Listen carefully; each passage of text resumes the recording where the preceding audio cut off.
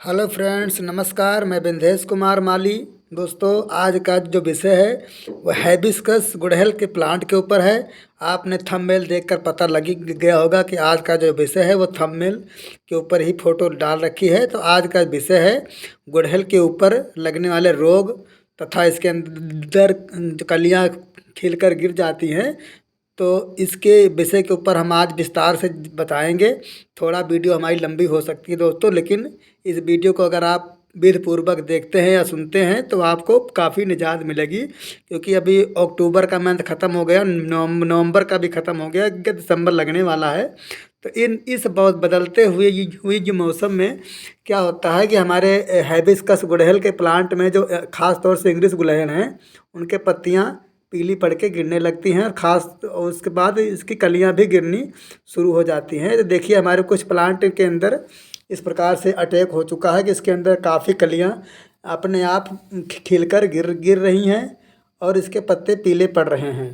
तो देखिए साथियों, ये मेरा 10 इंच का बढ़िया मिट्टी का जो गमला है, इसमें मैंने करीब 1 साल पहले अलग अलग कलर के इंग्लिश हाइबिस्कस गुड़हल लगा रखे हैं, जो कि भिन्न भिन्न प्रजाति के हैं, और इसके अंदर कलर भी अनेक प्रकार के हैं। लेकिन इन इन इन मौसम में क्या होता है, इस तरह से पत्ते पीले पड़ने शुरू हो जाते हैं। जैसे ही सर्दियां शुरू होती हैं, तो वैसे ही हमारे गुड़हल के प्लांट में एक तो या तो रोग लग जाते हैं, या तो हमारे प्लांट ये बिल्कुल डाउन हो जाते हैं, फूल देने बंद कर देते हैं, और इसकी पत्तियां पीली पड़ के झड़ने लगती हैं। अगर इक्का दुक्का कलियां भी आ रही होती हैं, तो कलियां भी अपने आप सूख करके गिरने लगती हैं।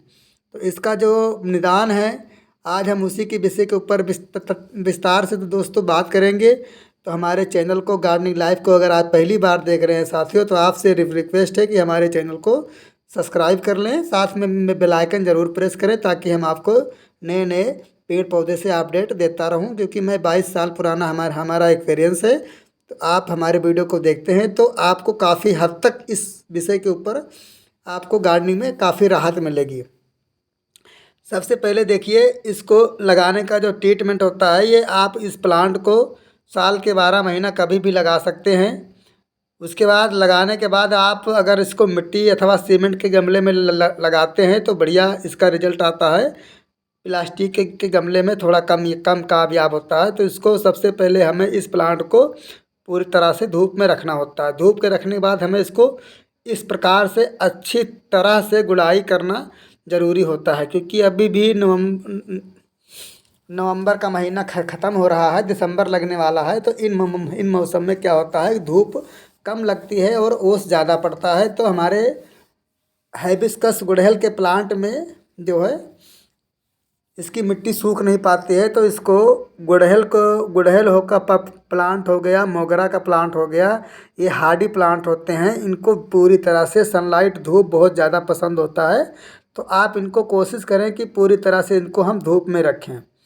धूप में रखेंगे तो जितना ही धूप में रखेंगे उतने ज़्यादा इसके अंदर आपको लाभ मिलेगा। उसके बाद अगर आपके पास जैस्मीन का प्लांट है, मोगरा का और गुड़हल का, तो आप इस प्रकार खुरपी के साथ से पूरी तरह से इसकी गहरी गुड़ाई कर दें।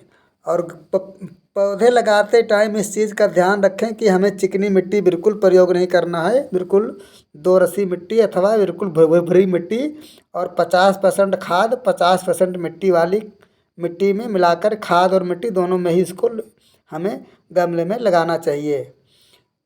अगर दो रसी मिट्टी है बालू वाली तो ज़्यादा बढ़िया है, क्योंकि इस प्लांट को पानी बिल्कुल नहीं पसंद है। पूरी गर्मी और पूरी बरसात ये हमारा प्लांट फ्लावरिंग करता है। थोड़ा ठंडी के मौसम में इसकी के फूल छोटे और मतलब मैंने फूल देना कम कर देता है। तो इस प्रकार से अगर आपने अलग अलग अंग्रेजी गुलाब लगा रखे हैं, अंग्रेजी हैबिस्कस लगा रखे हैं इस प्रकार से, तो इनकी थोड़ा सर्दियों में स्पेशल केयर करना पड़ता है। नहीं तो हमारे पौधे क्या होता है, इसके अंदर मिनी बैग अटैक कर देते हैं, और मिनी बैग अटैक करने के बाद ये हमारे पौधे फूल देना बंद कर देते हैं। तो सबसे पहले गुड़ाई करने के बाद हमें इस प्रकार से इसके अंदर सड़ा हुआ गोबर या आप वर्मी कंपोस्ट इस प्रकार से अगर आप डाल देते हैं, डाल देना है। डाल देने के बाद इसकी तरफ पूरी तरह से इसकी गुड़ाई हमें कर देना है। क्योंकि इसके अंदर कई बार क्या होता है कि नाइट्रोजन की मात्रा बहुत कम हो जाती है, तो इसलिए भी हमारे पत्ते पीले पड़ने लगते हैं। और कई बार क्या होता है साथियों कि मिट्टी ज़्यादा गीली हो जाती है, तो इस तरह से खाद उसी टाइम पर हमें खाद इंटर करना है जब हमारे ये मिट्टी ना ज़्यादा गीली हो ना ज़्यादा ये सूखी हो, बिल्कुल भुरभुरी मिट्टी हो, तभी हमें इसमें खाद और गुड़ाई दोनों इस्तेमाल करना है। और महीना 2 महीने 1.5 महीने के बाद इसमें एक मुट्ठी वर्मी कंपोस्ट या सड़ा हुआ गोबर का खाद इस्तेमाल करना चाहिए। इससे हमारे इसको नाइट्रोजन का जो खुराक है इसका हमारे गुड़हल के प्लांट को पूरी तरह से मिलता है। पत्ते पीले होने का जो कारण है या तो ओवर वाटरिंग होता है या तो इसको नाइट्रोजन की कमी के कारण होता है। तो आप इस चीज़ का विशेष ध्यान रखें कि हमें जब तक मिट्टी पूरी तरह ड्राई ना हो जाए, सूख ना जाए, तब तक हमें इस प्लांट में पानी वाटरिंग नहीं करना है, पानी नहीं देना है। क्योंकि कई बार क्या होता है नीचे सराख से पानी निकल नहीं पाता और आप पानी डालते रहते हैं तो हमारे पौधों को नुकसान पहुंचता है, पत्ते पीले पड़ते हैं। दूसरी बात, जो कलियां गिरती हैं उसके लिए कई कारण होता है। तो देखिए इसके लिए कुछ फर्टिलाइजर है। एक सीबी लिक्विड आता है साथियों, इसके बारे में भी बताएंगे कैसे यूज करना है। सीबी लिक्विड भी आता है जो कि कलियों को गिरने से काफ़ी मदद देता है। उसके बाद आता है हमारा देखिए नीम खली। मैं दोनों खाद आपको ऑप्शन दे रहा हूँ, आप कोई भी यूज कर सकते हैं। नीम खली इस प्रकार से आपको नर्सरी से मिल जाएगी। उसके बाद आता है साथियों हमारा जैक्सिम, ये यूरिया की तरह पाउडर होता है। ये भी हमारे इसको काफ़ी मदद देता है।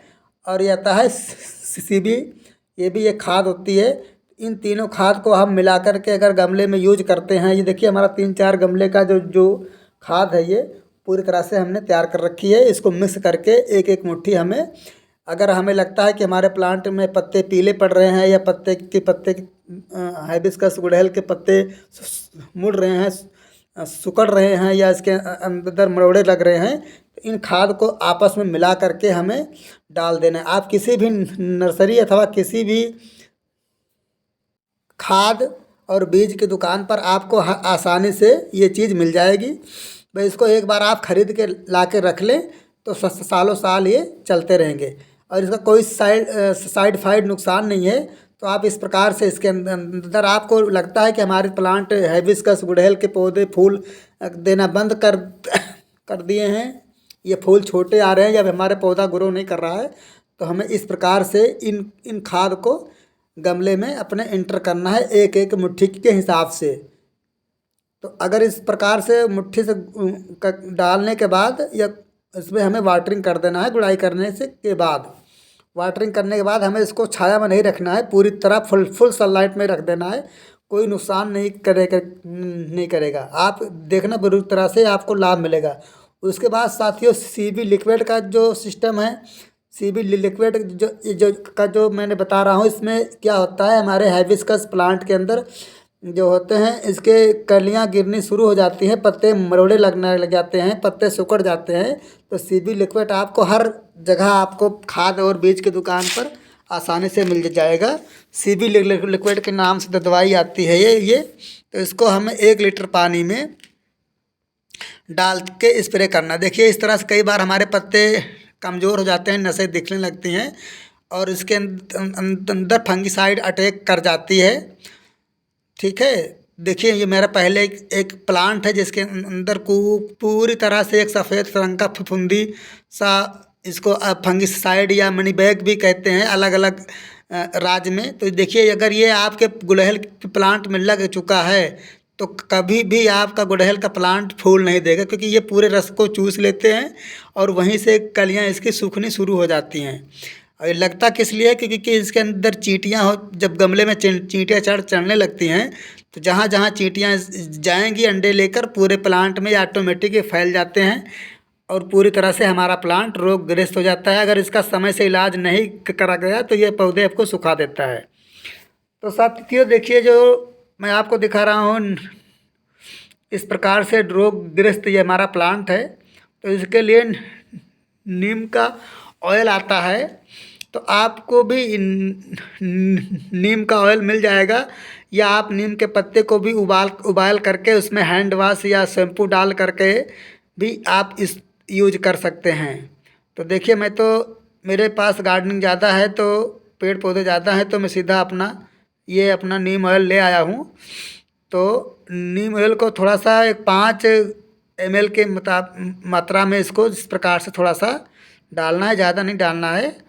थोड़ा सा डालने के बाद इसके अंदर हमें एक हैंड वॉश, जिससे आप हाथ धोते हैं, अथवा कोई शैम्पू सा भी आप हैंड वॉश या शैम्पू को कोई सा भी चीज़ इसके अंदर थोड़ा सा मिलाकर डाल दें। उसके बाद हमें इस तरह से इसकी पूरी तरह से अच्छे से घुमा फिरा के ऊपर नीचे से स्प्रे कर दें। कई बार क्या होता है कि पत्तों के नीचे इसके भी सफ़ेद रंग की फंगस लगी रह जाती है। तो इस प्रकार से पूरी तरह से इसको स्प्रे करने के बाद हमें इसको धूप में रख देना चाहिए। धूप में रखने के बाद अगर एक बार में नहीं कामयाबी मिलती है तो हमें 10 हफ्ता के बाद दोबारा इसके अंदर स्प्रे कर देना है। पूरी तरह से इसको नहला देना है। नहलाने के बाद हमें इसको पूरी तरह से धूप में रख देना है। अगर हो सके तो ये प्रक्रिया हमें शाम के टाइम करने में ज़्यादा बढ़िया रहेगा। और पूरी तरह से इसको नहला के रख दो, अगले दिन 2-4 दिन के अंदर पूरी तरह से साफ़ हो जाएगा फंगिसाइड। तो दोस्तों, मेरा वीडियो कैसा लगा आप लोग अपनी राय हमें कमेंट में ज़रूर देना। वीडियो अच्छा लगा हो तो हमें लाइक करें, सपोर्ट करें, सब्सक्राइब करें, क्योंकि इस तरह से आपको गार्डनिंग से रिलेटेड वीडियो आप तक पहुंचाते रहेंगे। तो मिलते हैं किसी अच्छे वीडियो में, तब तक के लिए ओके, थैंक यू गार्डनिंग।